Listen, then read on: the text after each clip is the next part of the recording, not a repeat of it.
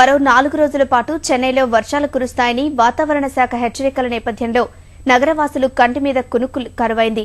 ప్రభుత్వం సహాయక చర్యలను ముమ్మరం చేసింది. సైన్యం, నావికాదళం, ఎన్డీఆర్ఎఫ్ బృందాలు సహాయక చర్యల్లో పాలుపంచుకుంటున్నాయి. వరద బాధితులను సురక్షిత ప్రాంతాలకు తరలిస్తున్నాయి. భారీ వర్షాల కారణంగా చెన్నైలోని వివిధ ప్రాంతాల్లో 6 మృతి చెందారు. వరద ప్రాంతాల్లో చిక్కుకున్న ప్రజలకు ఆహార పొట్లాల పంపిణీ జరుగుతోంది.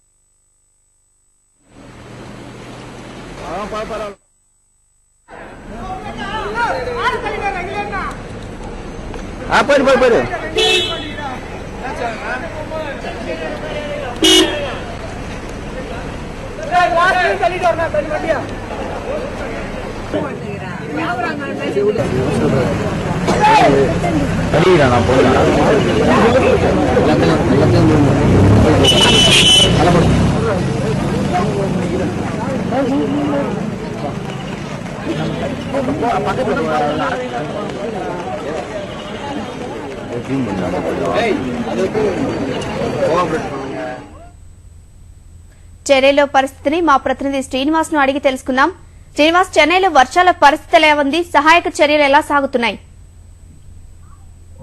చెన్నై నగరం దాదాపు సగానికి పైగా ప్రదేశాలలో జలదిగ్బంధంలో చిక్కుకుని పోయాయి. దీంతో ప్రధాన రహదారులన్నీ వర్షపు నీటితో నిండిపోయినాయి. చాలా ప్రాంతాలలో నివాస ప్రాంతాల్లోకి వాన నీరు వచ్చి చేరడంతో చాలా ప్రదేశాలలో నడుం లోతుకు పైగా నీళ్లతో ప్రజలు చాలా ఇబ్బందులు పడుతూ ఉన్నారు. ముఖ్యంగా చెన్నై నగరంలో ప్రవహించేటువంటి కూవం, అడయార్ నదీ పరివాహక ప్రాంతాల్లో నివసించే వేలాది మందిని సహాయ పునరావాస కేంద్రాలకు తరలించి వారికి ఆహారం, తాగునీరు, వైద్యం అందించే ఏర్పాట్లలో ప్రభుత్వ యంత్రాంగం ఏర్పాట్లు చేస్తోంది. అదే విధంగా చెన్నై శివారు జిల్లాలైనటువంటి కాంచీపురం, తిరువళ్ళూరు జిల్లాలలో చాలా నివాస ప్రాంతాలలోకి నీరు వచ్చి చేరింది.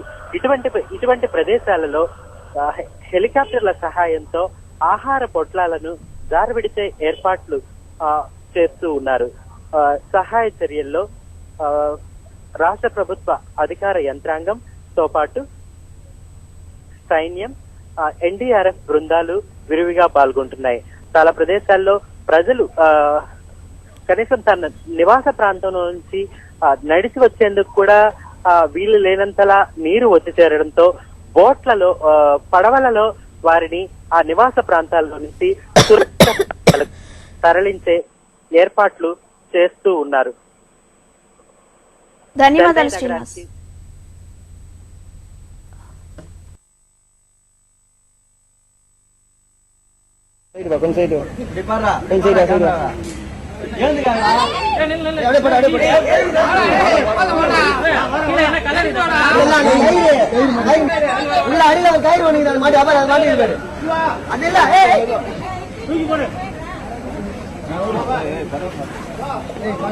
கயிறு மாட்டிச்சு அங்க பாரு,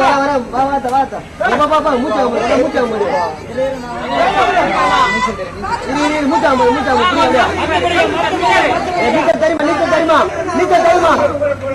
தெரியுமா